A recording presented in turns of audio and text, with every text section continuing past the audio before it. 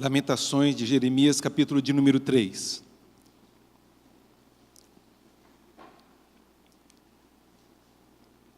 Isaías, Jeremias, Lamentações de Jeremias, Ezequiel, Daniel. Está aí. Achou? Olhe para mim. Depois eu leio o texto. Não sei você, mas no dia de ontem eu fiquei muito angustiado por tudo que eu estava vendo nas redes sociais, por tudo que eu estava assistindo nos noticiários da TV. Me angustiou muito ver famílias se dividindo por causa de partidos. Me angustiou muito vendo igrejas se degladiando por causa de eleições, pastores brigando com pastores por causa de eleições, gente filmando e falando bem, outros filmando e falando mal, um querendo dizer que o meu manifesto é maior, que o meu manifesto é melhor, que ninguém pagou para mim e que eu tenho uma direção aqui, enfim. À tarde eu fiquei muito, mas muito angustiado e com o coração apertado de saber o que vai ser do meu Brasil. Até quando isso vai estar angustiando o nosso coração? E por que nós estamos vivendo isso? Independente de quem vencer, o Brasil está dividido. E isso dói. E isso machuca. E buscando respostas na palavra do Senhor, eu me deparei com esse texto. O texto do profeta Jeremias. Isso aqui é um lamento. E lamento, ele coloca a sua queixa diante do Senhor. Mas também sabe que Deus há de ouvir a sua resposta. A sua queixa. Aquilo que ele está colocando, a sua pergunta diante de Deus. E como é um lamento, é tipo um poema, uma canção. Era para ser decorado isso. Isso fica bem claro, você pegar o capítulo 1, até o final vai do 1 ao 22. Do capítulo 2, vai do versículo 1 a 22. O capítulo 3, que é o ápice desse livro, é 66 versículos. 22, 22, 22. O capítulo 4 vai até o versículo 22. O capítulo 5 vai até o versículo 22. É porque cada versículo é uma referência a uma letra do alfabeto hebraico. 22 letras tem o alfabeto hebraico. Aleph, Bet, Lehem, e assim vai. Era para ficar na memória. Era para ficar na memória. É um poema isso daqui. Uma canção isso daqui. E uma canção de lamento diante do Senhor, de choro diante do Senhor, sobre tudo que estava acontecendo sobre a nação de Israel. E acompanha comigo a leitura no versículo de número 1. Eu sou o homem que viu a aflição pela vara do furor de Deus. Ele me levou e me fez andar em trevas e não na luz. Deveras ele volveu contra a minha mão, de contínuo todo dia, fez envelhecer a minha carne e a minha pele, despedaçou os meus ossos. Edificou contra mim e me cercou de veneno e de dor. Fez-me habitar em lugares tenebrosos, como os que estão mortos para sempre. Cercou-me de um muro e já não posso sair. Agravou-me com grilhões de bronze. Ainda quando clamo e grito, ele não admite a minha oração. Fechou os meus caminhos como pedras lavradas. Fez tortuosas as minhas veredas. Fez-me como urso à espreita, um leão de emboscada. Desviou os meus caminhos e me fez em pedaços. Deixou-me assolado. Entesou o seu arco e me pôs como alvo à flecha. Fez que me entrassem no coração as flechas da sua aljava. Fui feito objeto de escárnio para todo o meu povo, e a sua canção todo dia. Fartou-me de amarguras, saciou-me de absinto, fez-me quebrar com pedrinhas de areia os meus dentes, cobriu-me de cinza, afastou a paz de minha alma, esqueci-me do bem. Então disse eu, já pereceu a minha glória, como também a minha esperança no Senhor. Lembra-te da minha aflição e do meu pranto, do absinto e do veneno. Minha alma continuamente os recorda e se abate dentro em mim. Quero trazer à memória o que me pode dar esperança. Imagine a situação desse homem, chamado Jeremias, um profeta de Deus, levantado por Deus para anunciar ao povo, para trazer o povo aos caminhos do Senhor. Um dos profetas que mais teve o seu ministério longo, 40 anos, cerca de 40 anos pregando, anunciando, falando ao povo. É conhecido teologicamente como profeta chorão, por causa das suas lágrimas, do seu choro, por causa da sua palavra que não era ouvida. Ele pregava e o povo não ouvia, pelo contrário, escarnecia. E além de escarnecer, o prendia, colocava em covas, num lamaçal. Deus o levantou para isso, para anunciar a esse povo, o povo de Israel, povo de Jerusalém, povo de Judá, para que ele se arrependesse dos seus pecados. E ano a ano do ministério de Jeremias, ele pregava ao povo: arrependa-te, converta dos maus caminhos, volta para o Senhor, deixa de andar atrás de falsos deuses. No livro de Jeremias, nas profecias, antes disso acontecer, capítulo 3, versículo 10, fala que o povo estava indo atrás de deuses de pedra e de madeira, e com fingimento, se aproximava de Deus, cumpria os ritos todos diante do Senhor, iam à casa do Senhor, sacrificavam animais diante do Senhor, mas era tudo um fingimento, porque o coração estava longe do Senhor. Eles não atentavam à palavra de Deus. E ano a ano, Jeremias pregava para que o povo voltasse ao caminho do Senhor.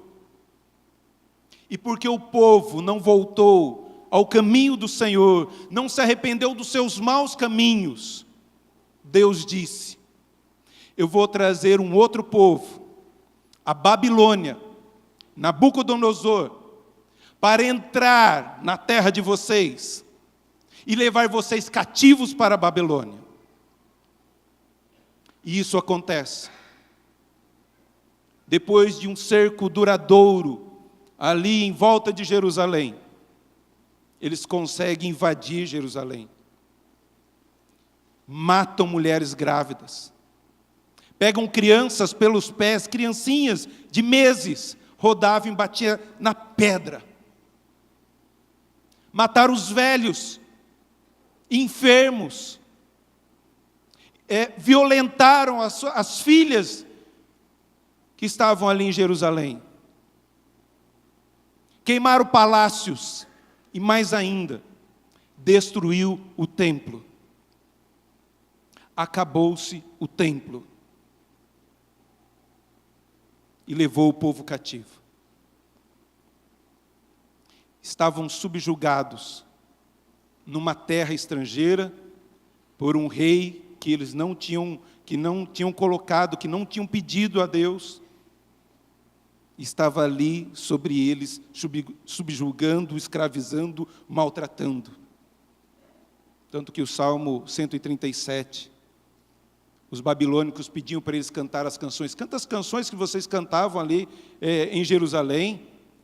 E o salmista fala: como cantar em terra estrangeira? Como nós podemos louvar a Deus aqui e padecendo toda essa luta, toda essa angústia? Meus irmãos, Será que nós não estamos vivendo isso hoje também? Deus tem falado todos os domingos ao nosso coração, ao nosso, porque eu estou junto. Todos os domingos. A igreja evangélica brasileira cresce, cresce, cresce. Que diferença nós estamos fazendo? Em vez de glorificar a Deus, envergonhamos a Deus.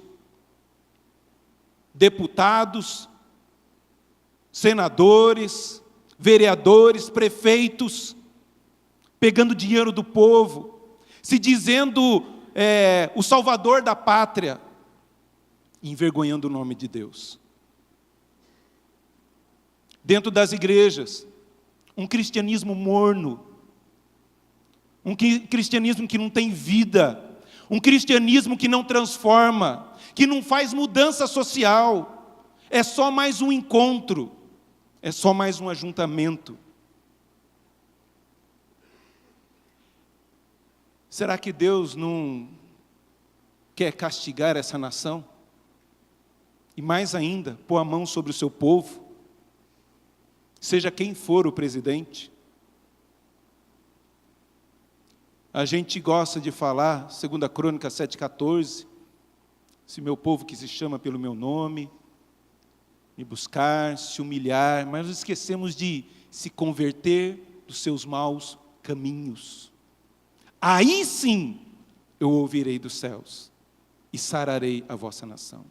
É converter dos maus caminhos, queridos, dos seus maus caminhos, dessa vida hipócrita, dessa vida miserável diante de Deus, de que pensa que adorar a Deus, que servir a Deus é vir ao culto. Evangelho não é privilégio, evangelho é compromisso. É o compromisso de tomar a cruz e seguir o Senhor Jesus. O compromisso de negar a mim mesmo. Isso é evangelho. É abrir mão e não ganhar, É abrir mão. Será que se vir perseguição na igreja, nós podemos ver mais crentes fiéis? Pessoas realmente comprometidas com o evangelho, pessoas realmente comprometidas com a oração, pessoas mesmo comprometidas com a leitura da palavra e viver a palavra, de ser sal e luz nesse mundo. A angústia do coração do profeta, queridos, é de ver Jerusalém assolada, é de ver o templo destruído, é de ver gente morta espalhada por toda Jerusalém.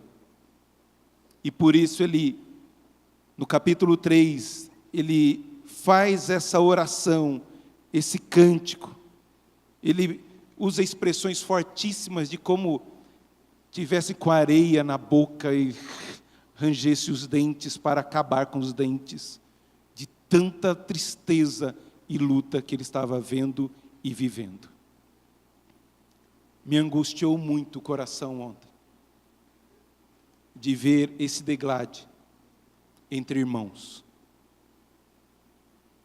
Que Deus não coloque a mão sobre a nação. Diante de ver tudo isso, há essa frase. Depois dessa dor, dessa angústia, desse aperto no coração, o versículo 21 aparece. Quero trazer à memória o que me pode dar esperança. Senhor, eu quero ter na minha mente, não essas desgraças que eu estou vendo, não esse caos que eu estou vivendo, não essa luta que eu estou passando, mas eu quero trazer à memória o que me pode dar esperança. O Deus Todo-Poderoso, o Criador de todas as coisas. Eu quero trazer à memória aquilo que Abraão, Isaac e Jacó ensinaram, passaram, viveram, como o Senhor agiu lá e o Senhor pode agir aqui. Eu quero trazer à memória o que pode me dar esperança. E é sobre isso que eu gostaria de compartilhar a palavra com vocês essa noite. O que é que pode nos dar esperança? Versículo de número 22. As misericórdias do Senhor são a causa de não sermos consumidos, porque as suas misericórdias não têm fim. O que pode trazer esperança ao nosso coração em tempos de tribulação, angústia, de tanta luta e dificuldade, de tanta desesperança, o que é que pode me dar esperança? E ele começa aqui, a partir do versículo 22, falar dos atributos de Deus, do caráter de Deus, das qualidades de Deus. Ele traz a memória de quem é Deus. É impossível nós voltarmos a ter esperança sem ter um conhecimento claro de quem Deus é. Se você quer destruir a desesperança, você tem que conhecer quem Deus é. Quanto mais eu conheço quem Deus é, mais eu sei quem eu sou e em quem eu creio. Nesse Deus Todo-Poderoso. É isso que Jeremias traz. O que é que pode me dar esperança? Os atributos de Deus. Aquilo que Deus é. O Deus que eu conheço. O Deus que me ensinaram. É isso que pode me dar esperança. E a primeira coisa é a misericórdia do Senhor.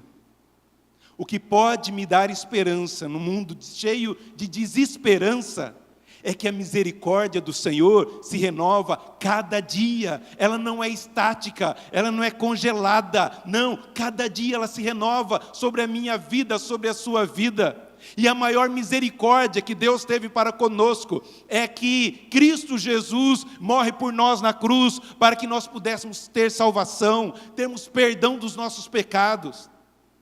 É essa misericórdia de Deus colocar o coração na nossa miséria, e vendo a nossa miséria, Ele se compadecer, enviar o Seu Filho e nos salvar. Somente isso é suficiente para nós termos esperança nesse Deus Todo-Poderoso. Mas não termina aí. Além de falar da misericórdia do Senhor, ele fala também da fidelidade do Senhor. Renovam-se cada manhã, grande é a tua fidelidade. Deus é fiel. Deus não é fiel a mim nem a você, Deus é fiel a Ele mesmo. Porque aquilo que Ele prometeu vai cumprir, vai se estabelecer. E ainda que sejamos infiéis, Ele continua sendo fiel. É nesse caráter, nesse Deus fiel, é que eu coloco a minha confiança e a minha esperança. Um Deus de misericórdia e um Deus fiel. Você crê que Deus é fiel a você? Você confia na fidelidade do Senhor? De que todas as promessas do Senhor têm nelas o sim? Então por que esse coração turbado? Por que essa angústia, essa desesperança de como se Deus não existisse? Deus está vivo. Deus está conosco. E essa é a nossa esperança. Além de falar também da fidelidade, ele continua, versículo 25, bom é o Senhor para os que esperam por Ele, para a alma que o busca. Deus é bom. Apesar de tudo o que Jeremias estava vendo, ele reconheceu e sabia que Deus é bom. Apesar de tudo que estamos vivendo, ou vamos viver, saibam disso. Deus é bom. Deus é bom para com você. Deus é bom para comigo. E mais ainda, Deus é tão bom para com você, que às vezes a gente nem nota. Você se alimentou hoje. E você sabe que amanhã você vai chegar em casa e vai ter comida. Você tem uma roupa para colocar. Deus é bom. Nos dá mais do que nós merecemos, apesar das lutas que nós passamos, das nossas dificuldades. Deus é bom. Quanto mais eu conheço o caráter de Deus, mais esperança vai enchendo o meu coração. Quanto mais eu colocar os meus olhos em Deus, e não nas circunstâncias, mais esperança eu vou tendo no meu coração. É a palavra de Deus que nos traz esperança no mundo de tanta desesperança. E nós só podemos vencer essa desesperança confiando no caráter de Deus. Mas ele continua, não fala só da bondade de Deus, da ação de Deus, ele fala também da responsabilidade humana, do que eu devo fazer. Versículo de número 27. Bom é para o homem suportar o jugo na sua mocidade. Assenta-se o solitário e fica em silêncio, porquanto esse jugo Deus pôs sobre ele. Ponha a boca no pó, talvez ainda haja esperança. A nossa responsabilidade diante do caráter de Deus é colocar a nossa boca no pó, nos humilharmos e reconhecermos o quanto nós dependemos de Deus. Esse colocar a boca no pó é isso. Eu não sou nada, e quem assumir a presidência da República do Brasil não é nada. Porque o meu coração não está fiado neste homem ou nesta mulher, seja lá quem Deus colocar ali, o meu coração está firmado no Senhor. E é nisso que eu tenho que confiar. Uns confiam em carros, outros em cavalos, mas nós confiamos em um nome do Senhor. Por isso eu tenho que me humilhar e reconhecer isso, confessar o meu pecado, converter dos meus maus caminhos, acertar a minha vida diante de Deus. Quem sabe ainda há esperança para você. Deus é soberano, mas Deus espera a sua resposta também, de orar, de buscar, de clamar diante do Senhor. Não há mágica, querido. Não há mágica. 40 anos esse homem pregando. E o povo rebelde. Deus leva cativo. Põe a boca no pó. Quem sabe ainda há esperança. E houve esperança para o povo. Porque Deus levou o povo cativo para a Babilônia. Mas também profetizou. Daqui a 70 anos, eu vou tirar vocês desse jugo. O choro pode durar uma noite inteira, mas a alegria vem pela manhã. Eu continuo sendo Deus sobre vocês. Apesar de estarem cativos, oprimidos, eu continuo sendo o Senhor, que não perde o controle da história. Continua sendo Deus. Esse caráter de Deus. E ele fala ainda mais. Ele fala que Deus ainda possa ter compaixão da nossa vida, além de nós termos, nos afastar de conflitos. Olha só o versículo 30. Dê a face ao que te fere. Depois que ele tirar a boca do pó, se orou e tudo mais. Dê a face ao que te fere. Farta-se de afronta. Nesses tempos de tantas lutas e tantos conflitos, afasta-se daqueles que criam problemas, e não seja você um criador de problemas. Para de ficar discutindo em redes sociais, gente. Não leva a nada, só mais inimizade. Ore, dê outra face, dói. A gente ler algumas coisas contra nós cristãos e contra o nosso Deus. Mas saiba, Deus não precisa de advogado. Deus não precisa de você para defendê-lo. Ele sabe se defender muito bem. Salmo 2 fala que Deus ri, zomba dessas pessoas que tiram sarro dele. É Deus que zomba. Fala, tadinho, nem sabe o que está falando, nem sabe o que acontece na eternidade. Continua, acho que Deus fala, xinga mais. E a gente bravo, e Deus rindo, zombando. Quem que é essa daqui? Você, com um sopro, acaba com a sua vida. E a gente degladiando. Deixa na mão de Deus. Deixa que Deus cuida. O que cabe a nós é confiar no Senhor. Dê a outra face. E mais ainda, o Senhor não rejeitará para sempre. Pois ainda que entristeça alguém, usará de compaixão, segundo a grandeza das tuas misericórdias. Porque não aflige, nem entristece de bom grado os filhos dos homens. Pisar debaixo dos pés a todos os presos da terra, perverter o direito do homem perante o Altíssimo, subverter o homem do seu pleito, não veria o Senhor? Deus está vendo. Quem é aquele que diz e assim acontece? Aleluia. Quando o Senhor o não mande, acaso não procede do Altíssimo, tanto mal como bem? Por que se queixa ainda você? Deus não perdeu o controle. Seja quem for que assumir a presidência, Deus não perdeu o controle. E nós não perdemos a esperança, porque a nossa esperança é Jesus. A nossa esperança não está aqui, nessa terra. Somos estrangeiros, peregrinos, rumo à pátria celestial. Confie no Senhor, né?